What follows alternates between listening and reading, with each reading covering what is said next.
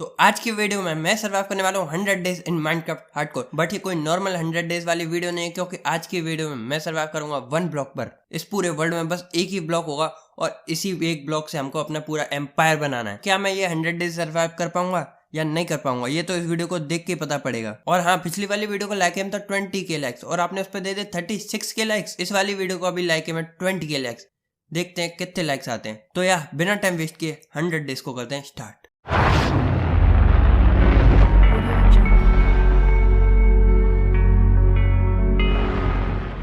चलो गाइस, आज मैं आपको एक सॉन्ग सुनाता हूँ जिससे आपकी सारी बचपन की आदत ताज़ा हो जाएंगे और आपका मूड भी एकदम फ्रेश हो जाएगा।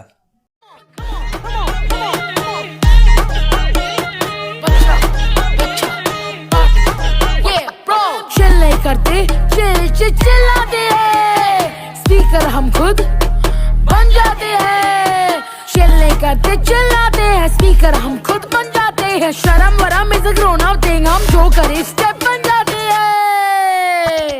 बच्चा पार्टी चालू है, बच्चा पार्टी चालू है, बच्चा पार्टी चालू है। हैशटैग बच्चा पार्टी, बच्चा पार्टी चालू है, बच्चा पार्टी चालू है, बच्चा पार्टी चालू है। हैशटैग बच्चा पार्टी।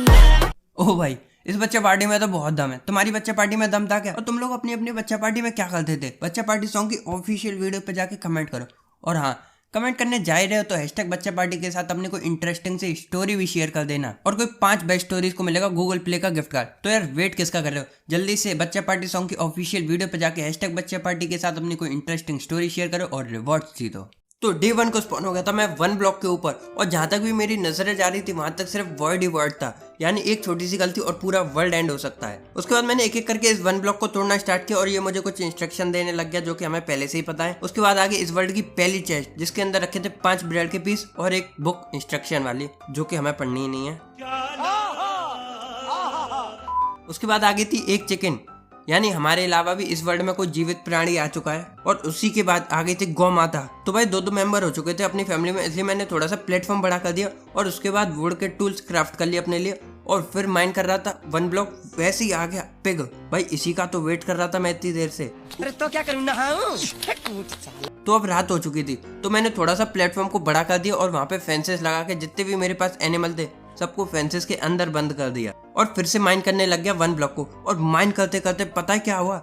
एक शीप आ गई, यानी अब अगर दूसरी शीप भी आ जाती है तो हम एक बेड भी बना सकते हैं। तो मैंने जल्दी से शीप को फेंसेस के अंदर बंद कर दिया और फिर से 1 ब्लॉक की माइनिंग करने लग गया। और माइनिंग करते करते एक चेस्ट आ गई जिसमें से दिल निकल रहे थे और जैसे ही मैंने चेस्ट चेक करी उसके अंदर बहुत सारे ब्रेड रखे हुए थे और उसी के साथ साथ एक वाटर बकेट भी रखी हुई थी। तो मैंने बोन मिल की हेल्प से उस सिंगल वाटर बकेट से अनलिमिटेड वाटर सोर्स बना लिया। देख रहे हो भाई कितना प्रो हूं। और फिर फाइनली हमने पूरा एक डे सर्वाइव कर लिया था और सुबह भी हो चुकी थी और तभी हमारे सामने एक मशरूम काऊ भी आ चुकी थी। उसको हमने फेंसेस के अंदर बंद कर दिया और माइन करते करते एक और चेस्ट आ गई जिसके अंदर रखा था एक एप्पल और एक स्प्रूस ट्री की सैपलिंग। अब भाई हमारी जितनी भी वुड से रिलेटेड दिक्कत थी वो तो पूरी खत्म हो चुकी थी और उसी के साथ साथ स्प्रूस वाली वुड मुझे सबसे बढ़िया लगती है। उसके बाद एक और चेस्ट आई बीट रूट से भरी हुई जिसका कोई काम नहीं था।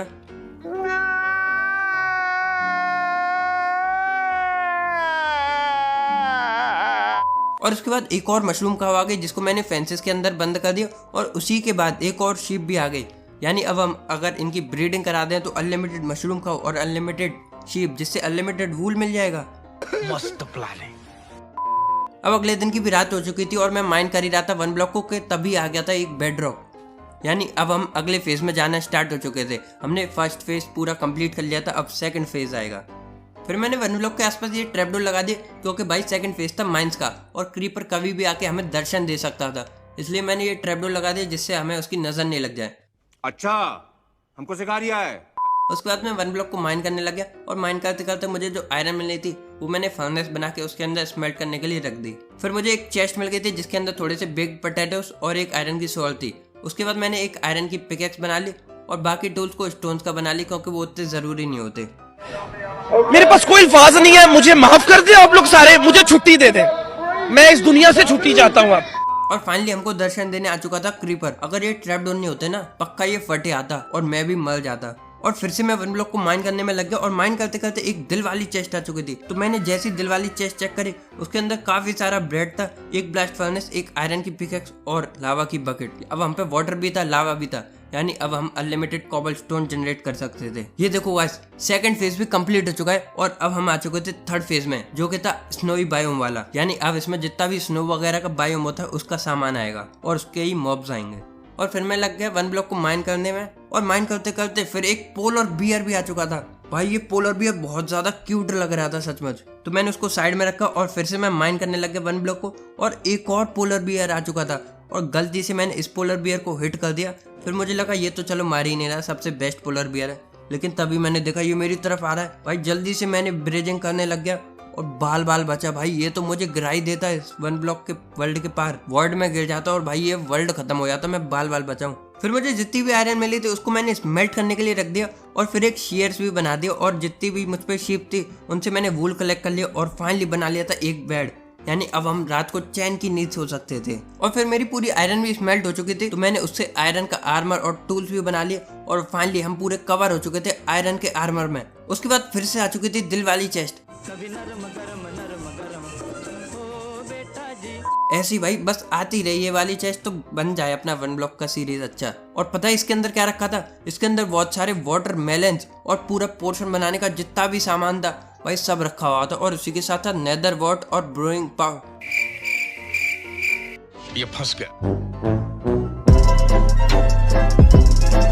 और ब्लेज पाउडर रखा हुआ था। फिर मैंने बना लिया अनलिमिटेड कॉबलस्टोन जनरेटर, जिससे हमें अनलिमिटेड कॉबलस्टोन मिल सकता है, बस हमको यहाँ खड़े रह के इसको माइन करते रहना है। और फाइनली फिर तीसरा फेज भी हमने कंप्लीट कर लिया था और हम आ चुके थे चौथे फेज में, जो कि था डेजर्ट वाला फेज, जिसमें डेजर्ट का जितना भी मॉब्स होंगे या सामान होगा सब आ जाएगा। फिर मैंने सोचा यार इस छोटी सी जगह पे कब तक रहेंगे, इसको थोड़ा सा अपडेट करते हैं, तो मैं सामान कलेक्ट करने लग गया और उसके बाद इस जगह को अपडेट करना स्टार्ट कर दिया।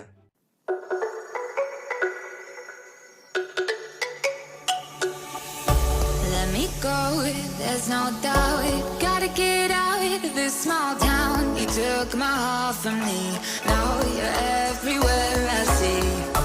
Set me free, let me fly, let me find new kinds of highs. We're just wasting here, waiting for another year.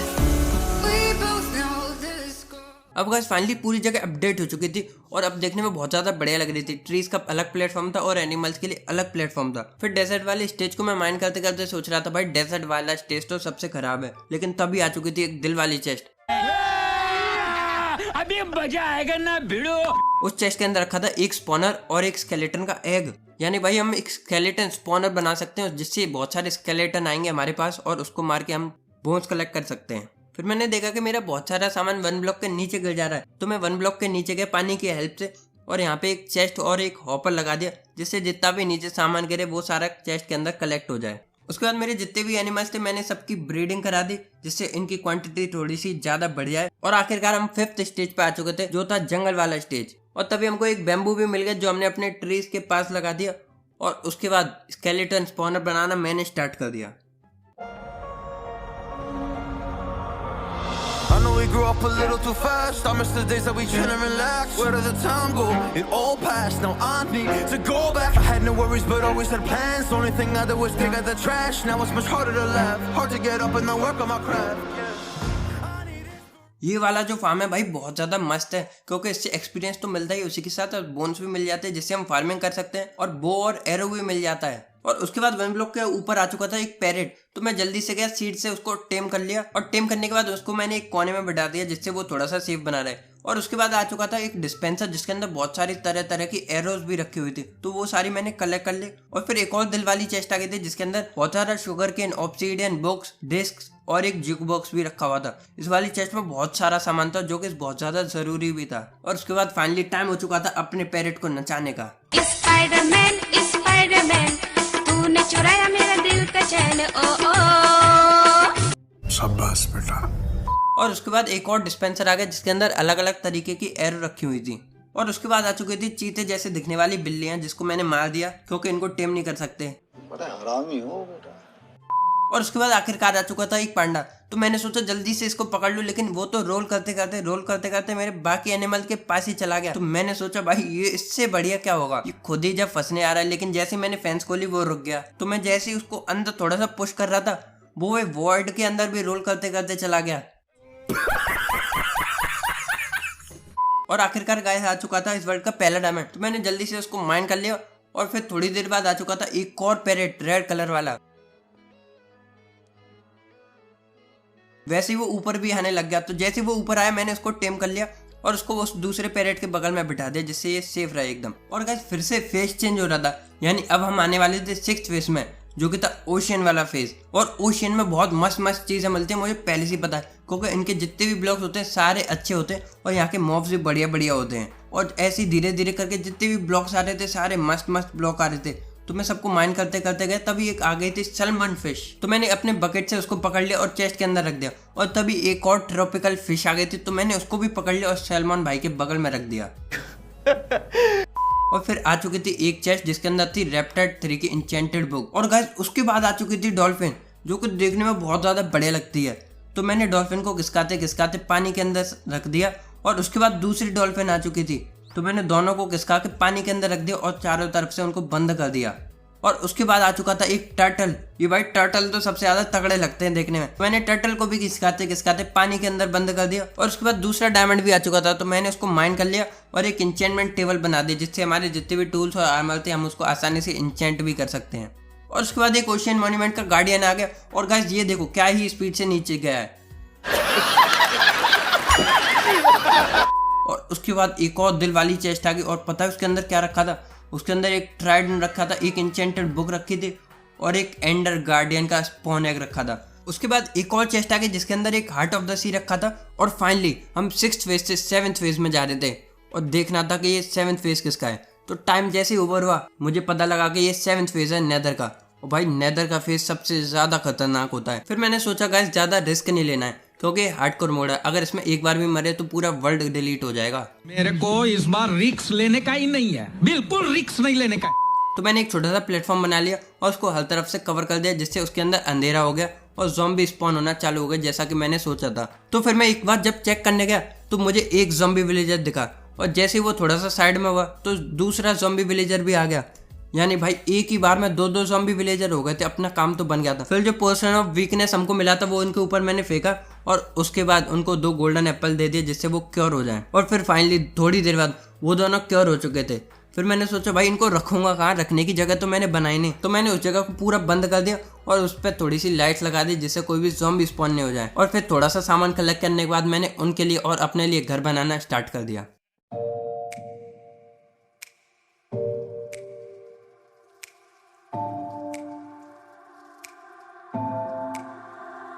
It's getting harder, you turn my heart up, throw me in water.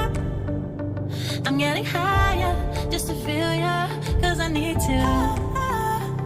No one knows it, heart is frozen from your poison.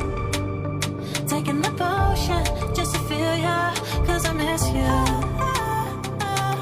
Oh my God, can't stop you like heroin. My love you got, there's no settlement.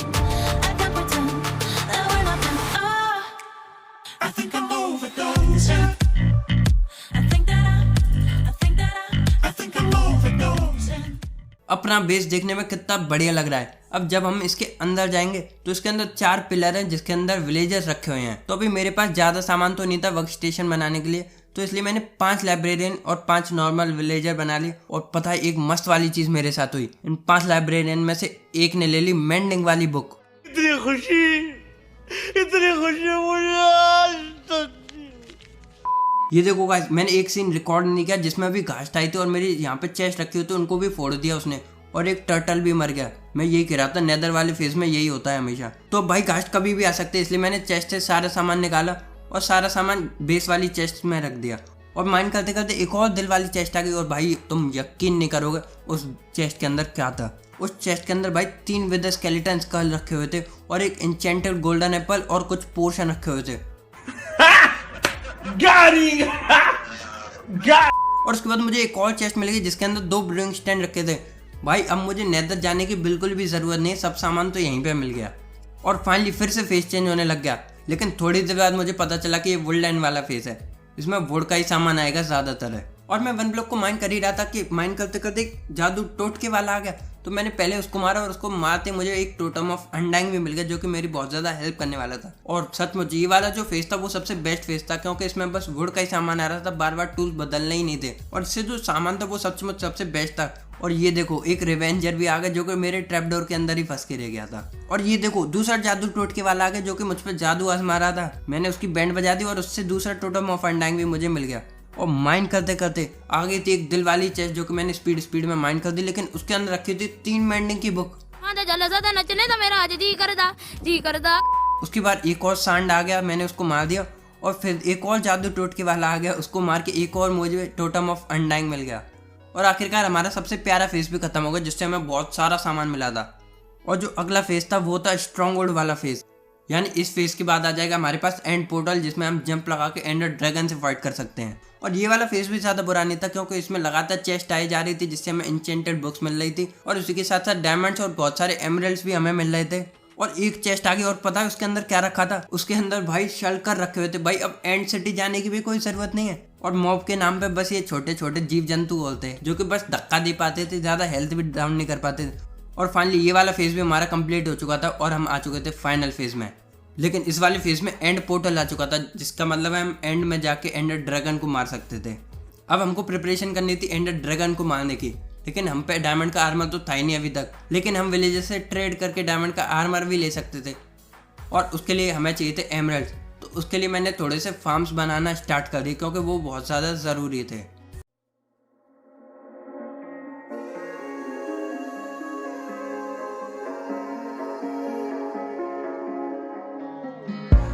A broken glass while I'm thinking in my head.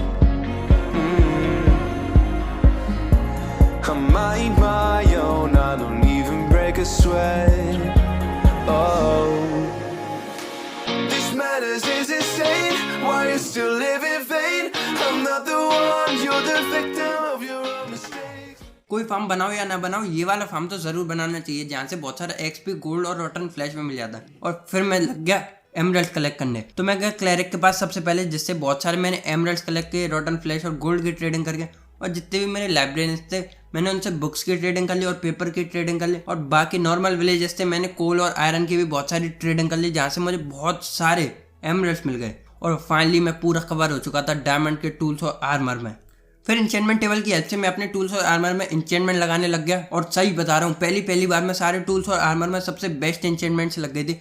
बस मुझे इनमें mending और लगानी थी, जो कि मैंने अपने लाइब्रेरियन से ट्रेड कर ली। और जितने भी मेरे टूल्स और आर्मर थे सब मैं मेंडिंग लगा दी, और जो जितनी भी मुझ पर इंचेंटेड बुक्स थी पहले की रखी हुई वो भी लगा दी मैंने सारे टूल्स में। फिर मैंने सोचा एक बो भी बहुत ज़्यादा ज़रूरी है, तो मैंने 2 बो लाया, उनमें अच्छी इंचेंटमेंट लगाई, और दोनों सबसे तगड़ा वाला बो भी हमारे पास तैयार हो चुका था। फिर मैंने क्लैरिक से एंडर पल की ट्रेड कर लिया और उसको कन्वर्ट कर दिया एंडर आई में, जो कि मैंने अपने एंड पोर्टल में लगा दी। और फाइनली मैं एंड पोर्टल के अंदर कूद गया और पहुंच गया एंड वर्ल्ड। अब मैं एंड वर्ल्ड में आ चुका था और हमारे सामने था एंडर ड्रैगन, लेकिन उसको मारने से पहले इसके सारे क्रिस्टल मुझे फोड़ने थे। तो एक एक करके जितने भी इसके क्रिस्टल थे मैं फोड़ने लग गया और सारे क्रिस्टल फूट चुके थे। अब हमारे सामने था हमारा टारगेट, जो कि था एंडर ड्रैगन। तो मैंने पहले स्ट्रेंथ 2 का पोर्शन भी लिया, इसके हेड पे एक एरो मारा और इसको अपनी स्वॉर्ड से बहुत ज़्यादा वाला डैमेज देने लग गया। बस 2-3 शॉट में इसकी हेल्थ लगभग आधी भी हो चुकी थी। और उसके बाद ये फिर से आया, फिर इसकी मैंने हेल्थ डाउन कर दी। और ये जब तीसरी बार आया उसी के अंदर मैंने 2-3 शॉट के अंदर ही इसका खेल खत्म कर दिया। और एंडर ड्रैगन भी अब मर चुका था और इससे मैंने बहुत सारे एक्सपी भी कलेक्ट कर लिया था। फिर मैं चला गया अपने एनिमल फार्म में, क्योंकि जितनी भी वहाँ शिप थी मैं सबकी ब्रीडिंग कराने लग गया। और उनके पास जितनी भी वूल थी मैं सभी कलेक्ट करने लग गया, क्योंकि अब मैं नेदरराइट की माइनिंग के लिए जाने वाला था और उसके लिए मुझे बहुत सारी वूल चाहिए थी। तो मैं वहाँ आराम से वूल कलेक्ट करने लग गया। और जब मैंने बहुत सारी वूल कलेक्ट कर ली तो मैंने एक नेदर पोर्टल बना लिया। और नेदर पोर्टल बनाने के बाद मैं चला गया नेदर के अंदर, और वहाँ मैं आया एक सोल सैंड वैली में। और फिर मैं माइन करते करते थोड़ा सा नीचे चला गया, और जितनी भी मैं अपने साथ वूल लाया था उससे मैंने थोड़े से बेड बना लिए और उनको फोड़ना स्टार्ट कर दिया नेदर में। और जैसे ही मैं एक एक बेड को फोड़ता जा रहा, वहाँ से मुझे बहुत सारी एशियन डेब्रिस में मिलती जा रही। और ये वाली जो ट्रिक है वो मेरे लिए हमेशा काम करती है। ये सबसे बेस्ट ट्रिक है एशियन डेब्रिस ढूंढने के लिए, क्योंकि अगर मैं TNT फोड़ता हूँ तो मेरा थोड़ा सा लैग कर जाता है गेम। मैं गरीब हूँ। और बेड फोड़ते फोड़ते सबसे बेस्ट मोमेंट तो तब हुआ जब मैंने एक बेड फोड़ा और मुझे तीन जगह पे एशियन डेब्रिस दिख गई। और इन टोटल मुझे वहाँ पे 7 एशियन डेब्रिस मिल गई एक ही बेड फोड़ने से। भाई सबसे एपिक सीन था ये वाला, क्योंकि एशियन डेब्रिस तो वैसे इतनी ज़्यादा मुश्किल से मिलती है। फिर मैंने थोड़े से और बेड फोड़े और वहाँ से थोड़ी सी और एशियन डेब्रिस कलेक्ट करके मैं वापस आ गया अपने ओवरवर्ल्ड और स्मेल्टिंग के लिए लगा दी मैंने सारे एशियन डेब्रिस, जो कि थे 30 एशियन डेब्रिस। फिर मैंने उनको कन्वर्ट कर दिया नेदरराइट इंगट में और अपने जितने भी टूल्स और आर्मर थे सबको चेंज कर लिया नेदरराइट के अंदर और मैं फाइनली कवर हो चुका था नेदरराइट के आर्मर में, जो कि देखने में सच में बहुत ज़्यादा मस्त लगता है। और तभी मुझे याद है कि भाई विदर को मारना तो रह गया, उसकी खोपड़ी मुझे फ्री में मिली थी और उसको ही नहीं मारा। तो मैं जल्दी से गया एंड के अंदर और एंड के अंदर जाके एक सिंपल सी विदर किलर मशीन बनाना स्टार्ट कर दिया मैंने। इस बार थोड़ी सी डिफरेंट बनाई थी, इसलिए मुझे पूरा भरोसा नहीं था कि ये काम करेगी या नहीं करेगी। और फिर मैंने स्पॉन कर दिया विदर को, अब बस चेक करना था कि ये काम करेगी कि नहीं करेगी। और ये एकदम बढ़िया तरीके से काम करी और विदर भी मर चुका था और उससे हमें फाइनली मिल गया था नेदर स्टार। तो उससे नेदर स्टार कलेक्ट कर लिया और फिर मैं कूद के पोर्टल के अंदर और पहुंच गया ओवरवर्ल्ड। ओवरवर्ल्ड पहुंचते मैंने उस नेदर स्टार का बीकन बना लिया और हम पे थोड़ा सा गोल्ड रखा हुआ था तो उससे गोल्ड के ब्लॉक्स बना लिए और एक गोल्ड का बीकन लगा दिया हमने अपने घर के ऊपर। और उसी के साथ साथ हमने सर्वाइव कर लिए थे 100 डेज ऑन अ 1 ब्लॉक। और हाँ गाइस, आपको ये वीडियो कैसी लगी कमेंट सेक्शन में जरूर बताना। और हाँ, डिस्कॉर्ड सर्वर ज्वाइन नहीं किया तो जल्दी से आकर डिस्कॉर्ड सर्वर भी ज्वाइन कर लो। तो यार आज की वीडियो के लिए इतना ही, चलिए मिलते हैं अगली वीडियो में, जब तक के लिए गुड बाय।